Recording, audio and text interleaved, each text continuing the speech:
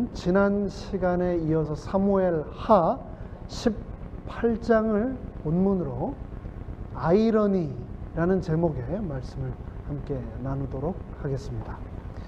지난 시간 우리는 사무엘 하 17장을 본문으로 아히도벨의 죽음이라는 제목의 말씀을 통해서 압살롬의 반역이 어떻게 진행되는가를 살펴보았습니다.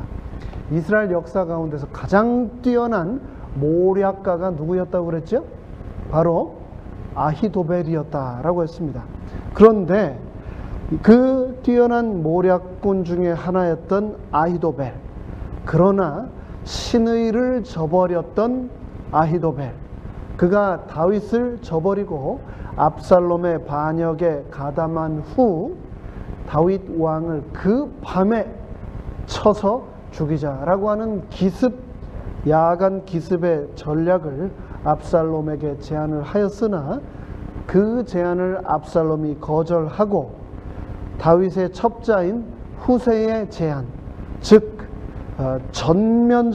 대대적인 전면전을 준비하고 압살롬 당신이 그 가장 앞에 서서 다윗과 그의 무리를 철저히 진멸하자라고 하는 그 제안을 받아들이게 되었는데, 그 사건으로 인해서 자신의 제안이 거절된 아히도벨은 결국 고향으로 돌아가 스스로 자결을 해버리고 압살롬의 반역도 결국은 수포로 돌아가게 되는 그러한 전조를 보여주는 장면을 저희가 살펴보았습니다.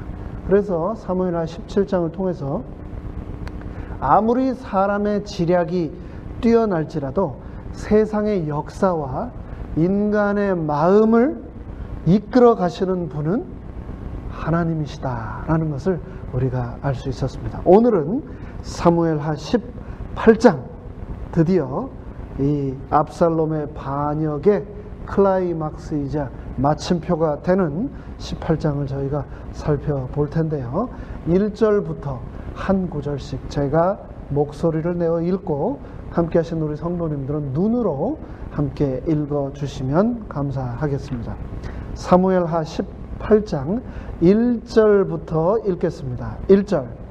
이에 다윗이 그 함께한 백성을 계수하고 천부장과 백부장을 그 위에 세우고, 다윗이 궁전에서 예루살렘 궁에서 야반 도주를 했습니다.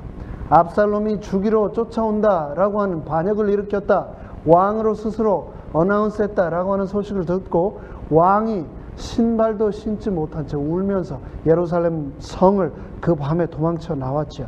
그러나 이제 요단강을 건너서 이제 오늘 본문 18장 1절에서 다윗이 그와 함께한 백성들을 몇 명인지 한 명 한 명 카운트하기 시작한 겁니다.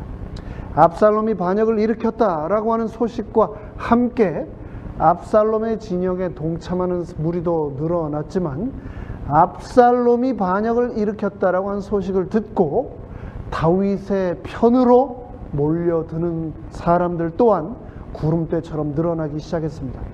성경에서는 언제나 백성을 계수한다라고 하는 것은 전쟁을 준비한다는 것을 의미합니다.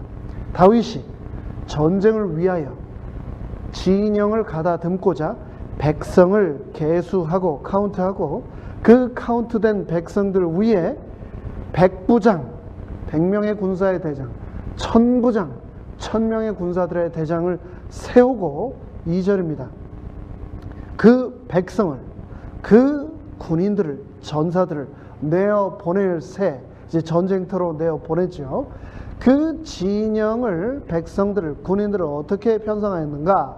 3분의 1은 요압의 수하에, 요압은 다윗과 함께한 이스라엘 군대의 총사령관이었습니다. 그에게 계수한 군인의 3분의 1을, 그리고 나머지 3분의 1은 수르야의 아들 요압의 동생 아비새에게 붙이고, 나머지 3분의 1은 가드 사람 이때라고 하는 군인의 수하에 붙이고 백성에게 이르되, 나도 반드시 너희와 함께 나가리라 라고 다윗이 선포를 하고 있습니다. 그렇게 구름대처럼 몰려든 다윗과 함께한 그 백성들, 군인들을 새 군대로 재편성한 후에 요압과 아비새와 이때에게 맡긴 후 나도 너희들과 함께 친히 이 반역, 이 쿠데타를 진압하는 전쟁에 친히 나가리라 라고 하는 다윗의 모습입니다.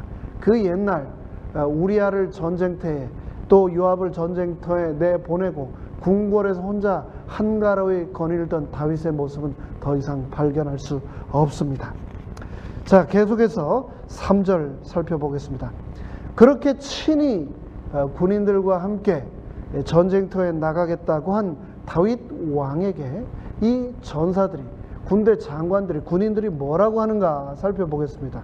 3절, 백성들이 가로되 왕은 나가지 마소서. 이 군대 장관들이 내가 친히 함께 하겠습니다, 함께 하겠다라고 했을 때 왕이 우리와 함께 한다라고 더 사기가 충천한 것이 아니고 이 군대 장관들이, 군인들이, 전사들이 뭐라고 얘기했냐면 왕이시여, 왕은 나가지 마십시오 라고 얘기를 하고 있습니다. 그런데 그 뒤에 설명을 들어보면 우리가 그 이유를 충분히 납득할 수 있습니다. 우리가 도망할지라도 저희, 즉 압살롬, 이 반역군은 우리에게 주의하지 아니할 터이요, 우리가 절반이나 죽을지라도 우리에게 주의하지 아니할 터이라. 하지만 왕은, 다윗 왕은 우리 10,000명보다 중하시오니 왕은 성에 계시다가 우리를 도우심이 좋으니이다. 이 압살롬과 압살롬의 반역군이 우리가 1,000명이 죽건 1,000명이 죽건 10,000명이 죽건 그들의 유일한 관심사는 누구이다? 바로 왕이신 다윗, 당신이다. 당신을 죽이기 위해 그 사람들이 전쟁을 하는 것이고 몰려드는 것이지 우리는 아무리 죽어도 그들은 상관하지 않을 것이다. 그렇기 때문에 왕이시여 옥체를 보존하시고 안전하게 성에 계시면서 우리를 후방에서 지원해주고 도와주는 것이 우리가 전쟁터에 나가서 전쟁을 하는데 훨씬 큰 도움이 됩니다 라고 말을 하고 있습니다. 4절입니다. 왕이 저희에게 이르되 너희가 선히 여기는 대로 내가 행하리라. 다윗이 이해를 했습니다. 정녕 그렇겠구나. 그렇다면 내가 너희들의 뜻을 받아들이겠다 하고는 문 곁에 섬에 모든 백성이 100명씩 1000명씩 대를 지어 나아가는지라. 다윗이 전령들의, 군대 장관들의, 군인들의, 백성들의 말을 받아들이고 이제 성 안에 남기로 한 채 다윗을 보면서 100명, 1000명씩 대열을 지어 전쟁터로 나가는 군인들을 마지막으로 배웅을 합니다. 이 상황에서 우리는 참 아이러니하다라고 하는 것을 생각할 수밖에 없습니다. 우리도 마찬가지인데요. 우리는 때때로 서로 상반되는 두 가지 소망을 품고 살아갈 때가 참 많습니다. 예를 들면 그렇습니다. 살을 빼고 싶다. 살을 빼고 싶은 소망. 여러분은 혹 있는지 없는지 모르시겠습니다만 저는 평생 갖고 살아가는 소망입니다. 그런 동시에 먹고 싶다. 이 맛있는 걸 보면 먹고 싶은 겁니다. 만약에 살을 빼고 싶으면 먹어야 됩니까? 먹지 말아야 됩니까? 안 먹어야죠. 그런데 먹고 싶은 마음이 들 때마다 덥석덥석 집어 먹으면서 살을 빼고 싶다 하는 겁니다. 두 가지 소망이 마음속에 있는 거죠. 성적이 올라갔으면 좋겠다. 그런데 공부 진짜 하기 싫다 라는 마음이 동시에 마음속에 존재하는 겁니다. 나도 부자 좀 되고 싶다. 이 카드 빚에 시달리지 않고 통장에 돈이 좀 남아 있어보면 좋겠다 하는데 저거 사고 싶다. 보는 것마다 사고 싶은 마음. 이게 두 가지 소망이 동시에 마음속에 존재하기 때문에 우리가 늘 겪게 되는 말도 안 되는 아이러니입니다. 두 마리 토끼를 동시에 결코 잡을 수 없죠. 우리도 사실 다 알고 있습니다. 그럼에도 불구하고 여전히 우리는 마음속에 이런 모순적인 바람을 안고 살아갑니다. 참 이게 인생의 아이러니 아닌가 싶습니다. 그런데 바로 오늘 본문에 사무엘하 18장에서 다윗이 그런 인생의 아이러니를 가지고 갈등 가운데 있습니다. 지금 다윗은 아들 압살롬의 반역을 피해 도망을 가고 있습니다. 왜요? 안 죽으려고. 도망을 치는 그 궁극적인 이유는 목숨을 부지하기 위해서입니다. 그런데 동시에 도망을 치는 정말 중요한 이유는 무엇이냐? 그 반역 때문에, 쿠데타 때문에 어쩔 수 없이 성은 떠나지만 내가 언젠가는 왕권을 회복하리라 라고 하는 마음을 가지고 성을 떠난 것입니다. 만약에 다윗이 왕권을 회복하고자 하는 바람과 의지가 없었다면 도망칠 이유가 있습니까? 그냥 항복하면 되는 겁니다. 압살롬에게 항복을 하고 도망을 안 하면 되는 겁니다. 그리고 백성들 앞에서 공식적으로 압살롬에게 그냥 내 모든 왕위와 왕권을 아들 압살롬에게 물려준다라고 어나운스 프로클레임 선언해버리면 되는 겁니다. 그런데 왜 다윗이 도망가고 있어요? 내가 언젠가는 나의 왕권을 회복하리라. 그런데 이 왕권을 회복하려면 어떻게 해야 됩니까? 반역을 일으킨 반역의 주동자를 죽여야 반역이 마무리가 됩니다. 그런데 그 반역을 일으킨 주동자가 누구입니까? 자기 아들이에요. 자기가 사랑하는 아들이에요. 자기가 늘 자랑하는, 아끼는 아들입니다. 왕권은 회복하고 싶은데 아들은 죽이기가 싫은 겁니다. 왕권을 회복하려면 아들을 죽여야 하는데 아들을 죽이지는 않고 왕권은 회복하고 싶은 그 아이러니 가운데 다윗이 있었던 겁니다. 이런 상황에서 다윗은 과연 어떻게 해야 했는가요? 지금 다윗과 압살롬이 싸운다면 어떻게 될 것인가? 우리가 지난 시간 살펴본 것처럼 아히도벨의 전략대로 그 밤 다윗과 따르는 모든 수종자들이 지쳐서 자고 있을 때 그 밤에 군사들을 데리고 기습을 했다면 다윗은 그날 밤에 끝났을 운명이었습니다. 그리고 여전히 지금도 민심이 압살롬에게 완전히 기울어 있는 상황이었습니다. 다윗의 제1모사였던 아히도벨마저 다윗을 버리고 압살롬으로 쪽으로 붙었다라는 소문을 듣고 많은 사람들이 이제는 다윗의 시대는 갔고 압살롬이 모든 것을 장악했다라고 믿었지 않았습니까? 다윗이 왕권을 되찾는다는 건 결코 쉬운 일이 아니었습니다. 그런데 그 상황에서 다윗은 왕권도 찾기 바랬고 압살롬도 무사하기를 바랬습니다. 그의 이 아이러니한 바람이 5절에 분명하게 등장합니다. 5절 읽겠습니다.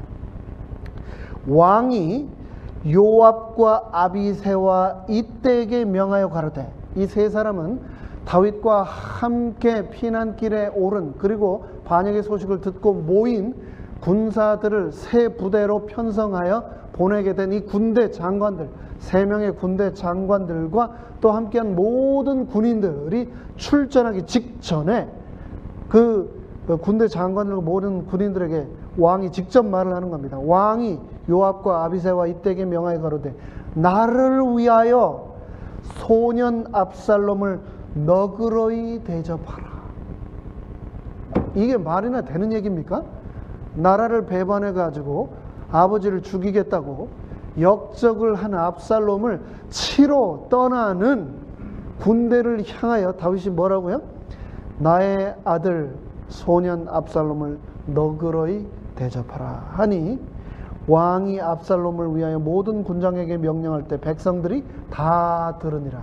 군장들만 들은 게 아니고 모든 백성들이 이것을 다 들었다라고 성경은 기록하고 있습니다. 그러니까 무슨 말인가? 압살롬 죽이지 마라. 안전하게 데리고 와라. 아니면 최소한 그냥 돌려보내라. 이 전쟁터에 나가는데, 반역을 진압으로 나가는데, 반역을 진압하려면 우두머리를 제거해야 되는데 그 우두머리를 너그럽게 대하라 라고 하는 말은 반역 진압하지 말라, 전쟁하지 말라. 그 얘기를 지금 하고 있는 겁니다. 전쟁이 시작되자마자 다윗의 애정어린 마음, 아들을 향한 사랑과 동정 때문에 혼란에 빠질 수가 없었습니다. 이 상황을 부조와 선지자 743페이지는 분명하게 이렇게 설명하고 있습니다. 자기의 악한 아들에게 해가 닥치는 것을 보느니 차라리 자기의 생명이나 나라를 잃어버리는 편이 더 나은 것처럼 다윗은 표현하였다. 그처럼 많은 고통과 아픔을 나라에 가져온 자 압살롬을 향한 다윗의 자애로운 염려는 압살롬에 대한 요압과 그의 병사들의 원한을 더욱 격화시킬 뿐이었다. 다윗이 그렇게 한 부탁은 요압과 다른 군대 장관들과 또 전쟁터에 나가는 군인들의 마음을 더 격분하게 만들었다라고 부조와 선지자는 기록을 하고 있는 겁니다. 6절 계속해서 보겠습니다. 이에 백성이 이스라엘을 치러 들로 나가서, 자, 전쟁을 하러 어디로 나갔습니까? 들로 나갔습니다. 전쟁은 들에서 하는 겁니다. 오픈 스페이스에서 누구나 다 볼 수 있는 곳에서 해야 지도자들이, 군대 장관들이 군사들을 인솔해서 전략을 펼 수 있는 겁니다. 그런데 숫자적으로나 모든 면에서 압도적으로 우세했던 압살롬과의 전쟁을 위해 전쟁의 달인인 이 군대 장관 요압이 이 6절에서 보십시오.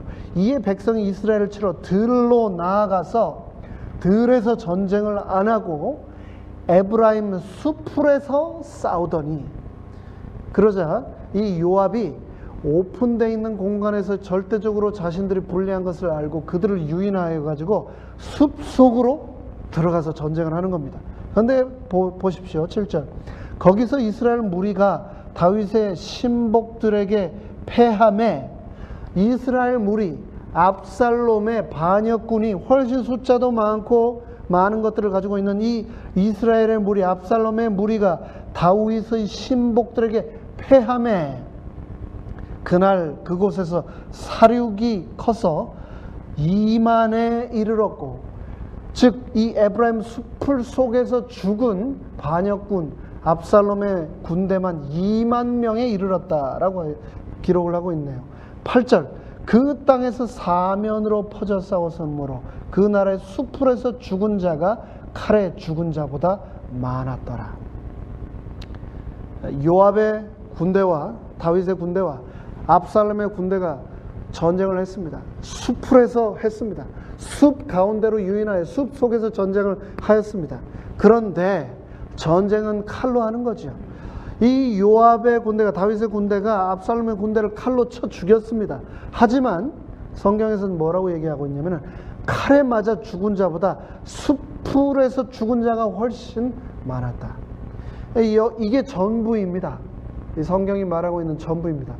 더 자세한 상황은 우리가 알 수는 없습니다. 하지만 그날 에브라임 숲속에서 무슨 일이 일어났는지는 모르지만 다윗 군대의 칼 외에 숲속에 특별한 하나님의 임재가 있었고, 그 숲속에서 수많은 압살롬의 반역 군대가 칼에 맞아 죽은 것보다 훨씬 더 많이 맞아 죽었다라고 기록을 하고 있습니다. 그 숲속에서 하나님의 임재가 현현히 반역 군대들 간에 서로 죽이도록 했든지, 아니면 초자연적 능력이, 아니면 천사가 그 부대를 철저히 망하도록 하나님께서 그 전쟁에 임하셨던 겁니다.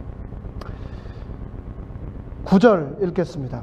압살롬이 다윗의 신복과 마주치니라. 이 숲속에서 아주 쓰러져 죽어가는 수많은 요압의 군대들, 다윗의 군대들에 의해 칼에 맞아 죽어가는 수많은 군인들 외에 숲속에서 일어난 그 원인 모를 신비한 일들로 수많은 압살롬의 군대들이 죽어가는 그 와중에 압살롬이 다윗의 신복과 군인들과 마주치게 되었다라고 기록을 하고 있습니다. 압살롬은 정확하게 후세가 한 제안 그대로 이스라엘 12지파의 군인들을 모아 전면전을 일으키되 자신이 최선봉에 서서 전쟁터에 나갔습니다. 그리고 이 전쟁터 한가운데서 다윗의 군인들과 만나게 되었습니다. 계속해서 보겠습니다. 압살롬이 노새를 탔는데, 성경에는 전쟁을 할 때 여러 가지 동물들이 등장합니다만 특별히 이 노새는 왕족임을 드러내는 동물입니다. 왕족들이 타는 동물이 바로 이 노새입니다. 노새를 압살롬이 타고 있었는데, 이 노새가 큰 상수리 나무 번성한 가지 아래로 지날 때에, 상수리 나무가 어떤 나무인지 아시죠? 도토리 나무 일종인 굉장히 크고 가지가 많고 잎사귀가 풍성한 이 나무는 어디서든 잘 자라고 굉장히 튼튼한 나무여서 특별히 귀하다고 생각되는 성물이나 기구를 만들 때 늘 사용되던 나무가 바로 이 상수리 나무였습니다. 숲속, 에브라임 숲속 한가운데 울창한 상수리 나무, 큰 나무 밑을 노새를 타고 압살롬이 지나가고 있을 때 그 번성한 가지 아래로, 풍성한 나무 가지와 잎사귀가 풍성한 그 나무 아래로 지날 때에 압살롬의 머리가 그만 그 상수리 나무에 걸림에 저가 공중에 달리고 그 탔던 노새는 그 아래로 빠져 나간지라.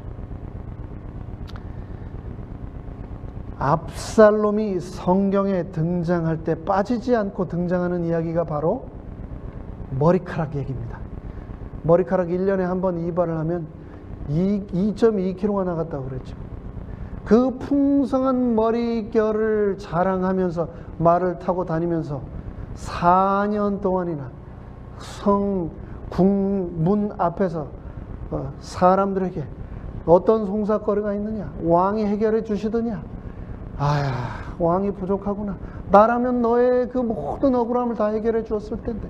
그래서 백성들이 너무 고마워서 절을 하면은 함께 엎드려서 그 손을 잡아 입을 맞춰주며 사람들의 마음을 그렇게 지난 4년 동안 홀리면서 휘날렸던 그 머리카락, 그 머리카락이 그 풍성했던 머리숱이 부귀영화와 존귀함의 상징이었던, 백성들로부터 인기를 끌게 해 주었던 그 머리카락이 칼로 선자는 칼로 망한다는 말 그대로 머리칼로 일어섰던 압살롬이 머리칼로 망하게 되었습니다. 10절 계속 읽겠습니다. 한 사람이 보고, 이제 상수리 나무 밑에 치렁치렁한 머리카락이 나무 가지에 걸린 채 노새는 뛰어나가 버리고 이제 대롱대롱 나무에 매달려서 아무것도 할 수 없는 그 압살롬의 상황을 보고 한 사람이 요압에게 고하되 가로되 내가 보니 압살롬이 상수리 나무에 달렸더이다. 그러자 10절에 요압이 그 고한 사람에게 이르되 네가 보고 어찌하여 당장에 쳐서 땅에 떨어뜨리지 아니하였느냐. 내가 너에게 은 10개와 띠 하나를 주었으리라. 당장 죽여버리지. 그러면 너에게 내가 포상을 내렸을 텐데. 그러자 이 사람이 아주 지혜로웠습니다. 12절에 이렇게 말합니다. 요압에게 대답하되 내가 내 손에 은 1000을 받는다 할지라도 나는 왕의 아들에게 손을 대지 아니하겠나이다. 우리가 친히 직접 들었습니다. 왕이 당신과 아비사와 이때에게 직접 명하여 이르기를 삼가 누구든지 소년 압살롬을 해하지 말라 하신 그 명령을 제가 들었습니다. 13절 아무 일도 왕 앞에는 숨길 수 없나니 내가 만일 거역하여 그 생명을 해하였다면 당신도 나를 대적하였으리이다. 요압 장관이시여 나보고 당장 죽이라 말은 하셨지만 내가 죽였으면 당신도 나를 가만히 두지 않았을 것입니다. 왕이 친히 당신과 우리 앞에서 명령하지 않았습니까? 압살롬을 절대 하지 말라고 말입니다. 14절 보겠습니다. 그 말을 들은 요압이 이제 다음과 같이 말합니다. 요압이 가로되 맞다. 하지만 나는 너와 같이 지체할 수 없다. 이게 무슨 말입니까?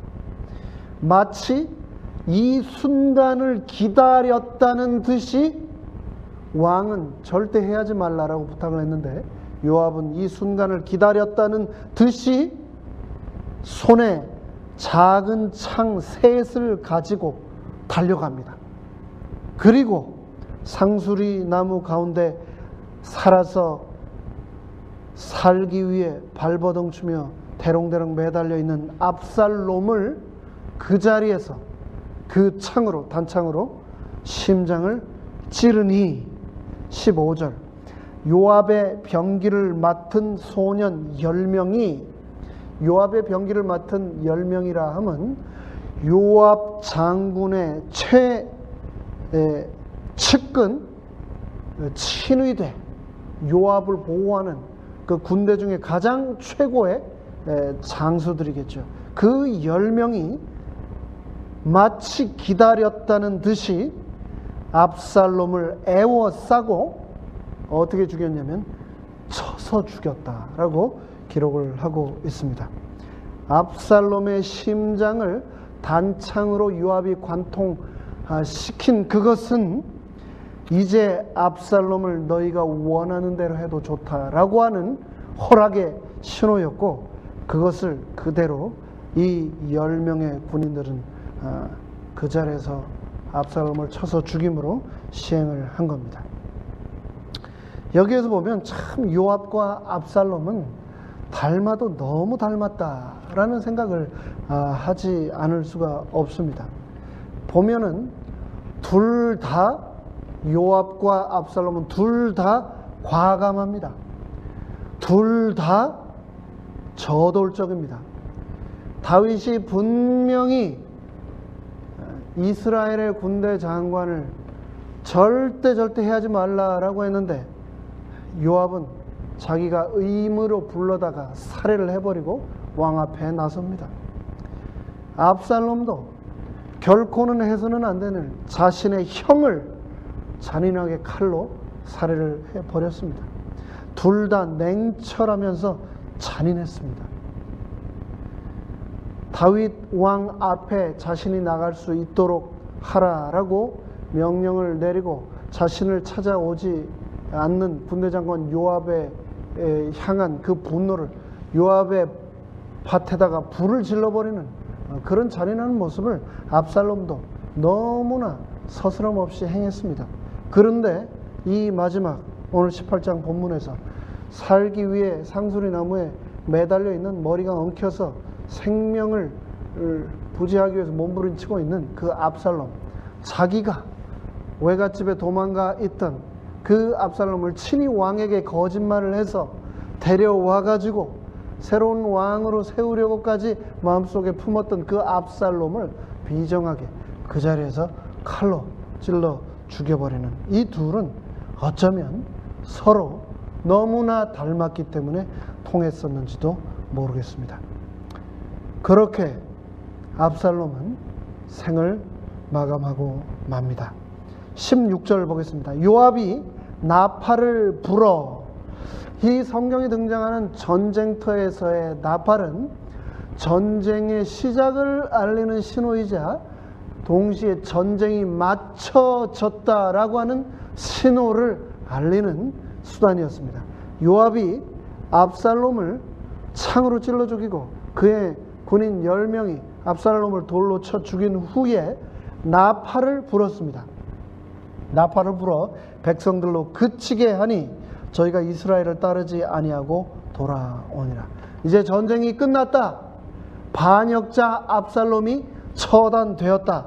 그러니 더 이상 이스라엘 반역군 남은 잔당들을 쫓아가서 추격하여 죽이지 말고 돌아오라라고 하는 신호를, 명령을, 나팔을 불무로 내린 겁니다. 17절 무리가 압살롬을 옮겨다가 나무에서 이제 완전히 죽은 압살롬을 옮겨다가 숲풀 가운데 큰 구덩이에 던지고 그 위에 심히 큰 돌 무더기를 쌓으니라.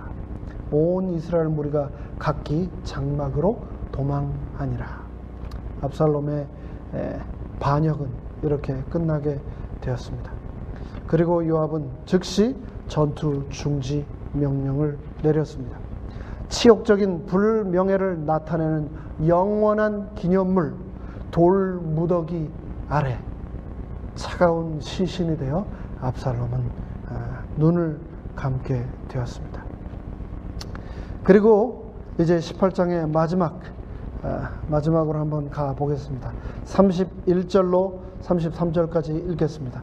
전쟁이 모두 다 끝난 상황을 구스 사람이 이르되 31절 내 주 왕께 보할 소식이 있나이다.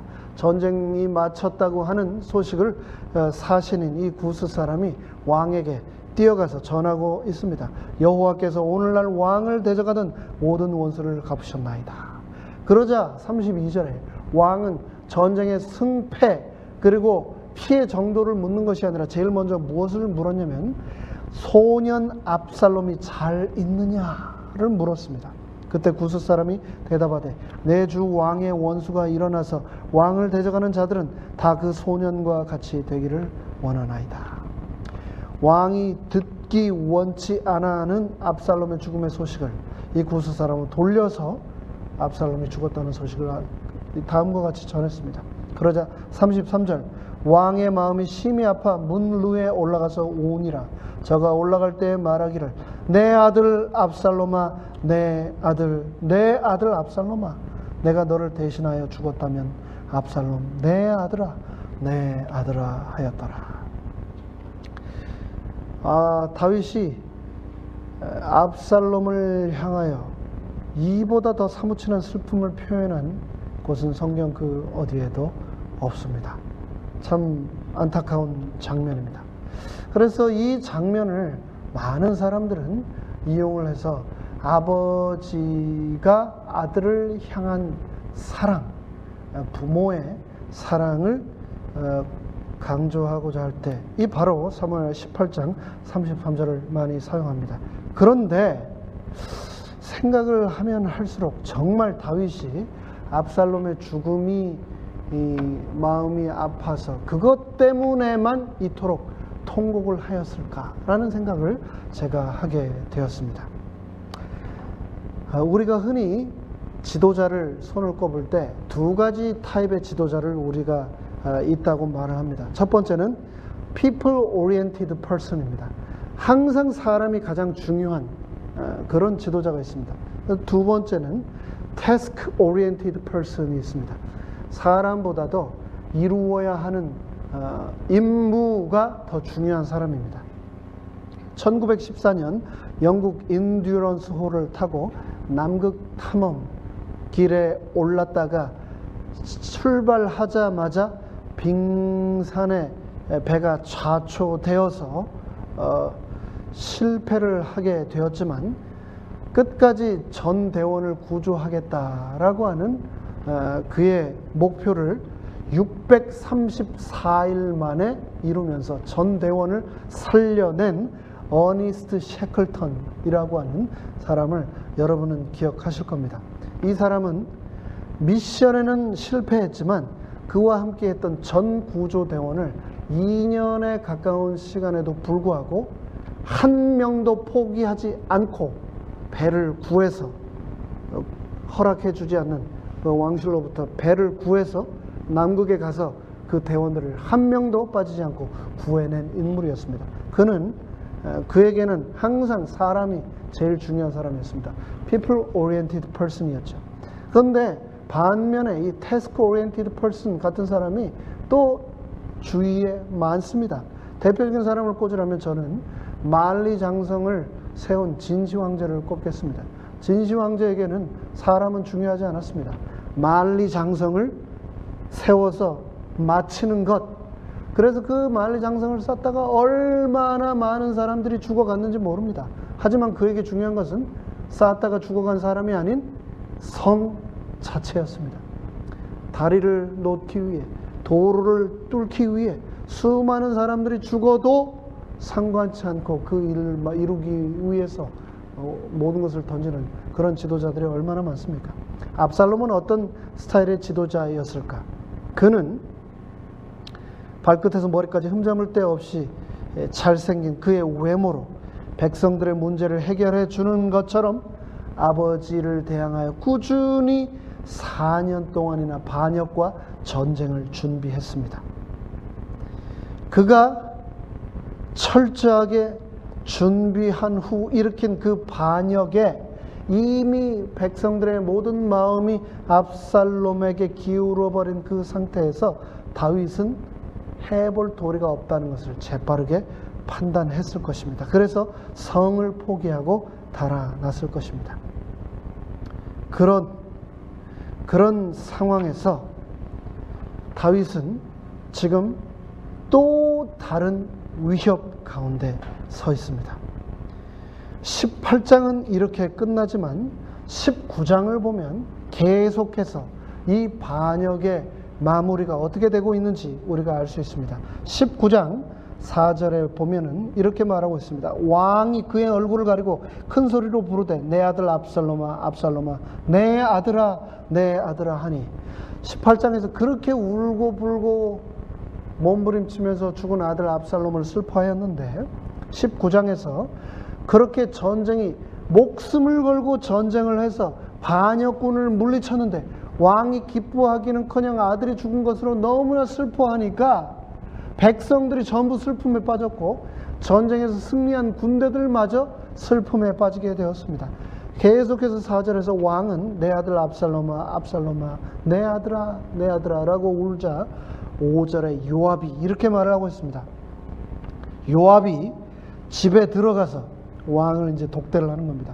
왕께 말씀드리되 왕께서 오늘 왕의 생명과 왕의 자녀와 생명과 처첩과 비빈들의 생명을 구원한 모든 부하들의 얼굴을 부끄럽게 하시니 왕이시여 지금 도대체 뭐 하시는 겁니까?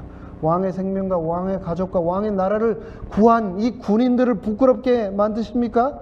6절 이는 왕께서 미워하는 자는 사랑하시며 사랑하는 자는 미워하시고 오늘 지휘관들과 부하들을 멸시하심을 나타내심이라. 오늘 내가 깨달으니 만일 압살롬이 살고 오늘 우리가 다 죽었다면 왕이 마땅히 여기실 뻔하였나이다. 요압이 지금 다윗왕을 따로 불러가지고 뭐라고 얘기하고 있습니까?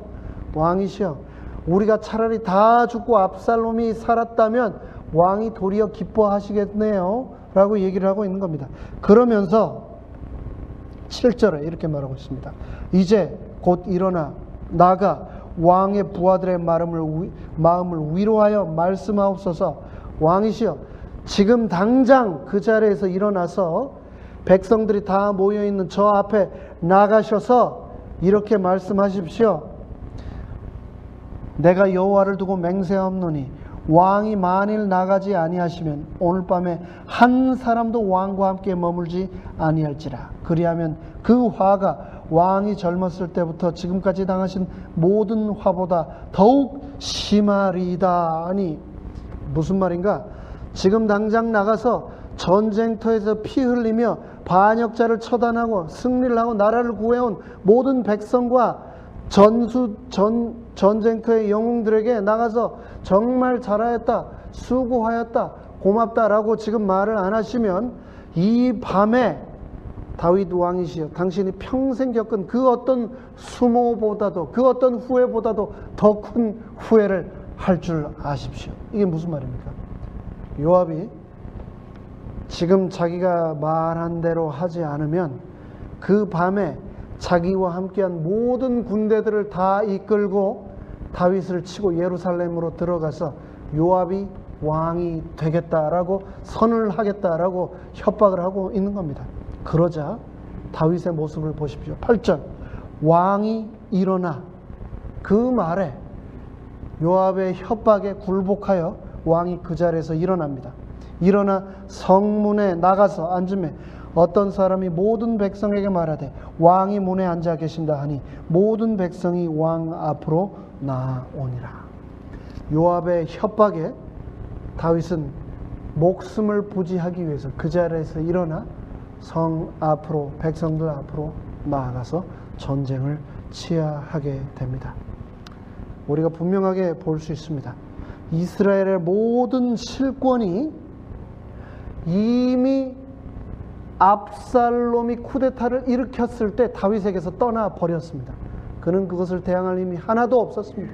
그리고 압살롬이 죽었음에도 불구하고 여전히 그 모든 이스라엘 실권이 다윗에게 하나도 있지 않았습니다. 그 모든 권한은 요압에게 있었습니다. 그리고 그 요압의 명령에 어쩔 수 없이 일어나서 백성들 앞에서 나아가서 승리하고 온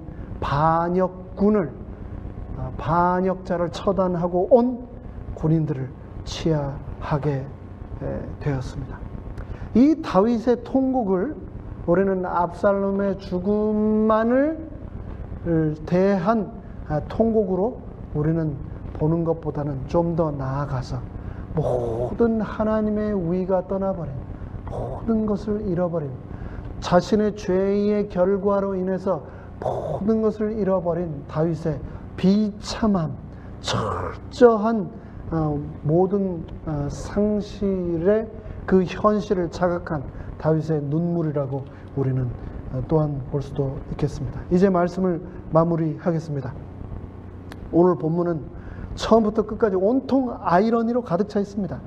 자신의 가치를 높여주던 머리카락 때문에 목숨을 잃게 된 압살롬, 자신이 직접 구조해서 왕궁으로 데려왔던 절친한 친구의 심장을 직접 단창으로 찔러 죽인 요압, 왕권을 회복하고자 아들의 생명을 대가로 치러야만 했던 다윗. 이 모든 사건들처럼 어쩌면 우리의 인생 또한 아이러니로 가득 차 있는지도 모릅니다. 그러한 우리의 인생을 오늘의 본문을 통하여 우리는 어떤 교훈을 얻어야 할까? 첫째, 우리는 인생 앞에서 철저히 겸손해야 하겠습니다.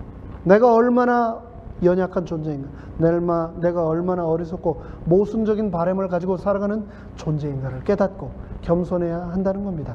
전도서 3장 11절은 하나님의 하시는 일의 시종을 사람으로 측량할 수 없게 하셨도다 라고 기록을 하고 있습니다.